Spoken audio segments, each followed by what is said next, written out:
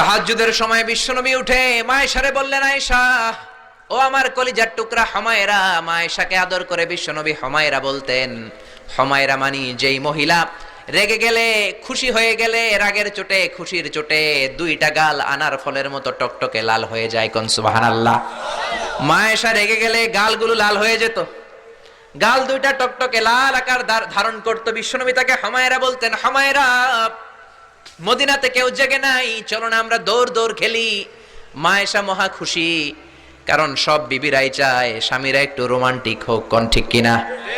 সব বিবিরাই চাক স্বামী আমার দিকে স্পেশাল নজর দেখ। সব বিবিরা চায় স্বামী আমাকে নিয়ে পারলে একটু রেস্টুরেন্টে ঘুরতে যাক, স্বামীরা পারলে আমারে একটু বেড়াতে নিয়ে যাক। এরকম আবদার বিবিদের কাছে আছে না নাই? কিন্তু এমন অনেক স্বামী খুঁজে পাবেন বছরের পর বছর যায় বিবিরে সালামও দেয় না, আছে না নাই? খিটখিটে মেজাজ, মেজাজ দেখায়, ধমক দেয়, আবার যৌতুকের জন্য পিটায়, আছে না নাই? জোরে বলেন, আছে না নাই? শয়তান দিল যৌতুক, কোরআন দিয়েছে মোহর। আমরা এখন মোহর ছেড়ে দিয়ে যৌতুকের পেছনে হাঁটি। জোরে বলেন ঠিক কিনা? যৌতুকের চেয়ে জঘন্য অপরাধ সমাজে নাই। কুকুরের গোশত খাওয়া যত গুনাহ, যৌতুক তার চেয়েও বেশি গুনাহ। ঠিক কিনা? কুকুরের গোশত খেলে একটা গুনাহ হয়, হারাম খাওয়ার গুনাহ হয়, কিন্তু যৌতুক খেলে দুইটা গুনাহ হয়।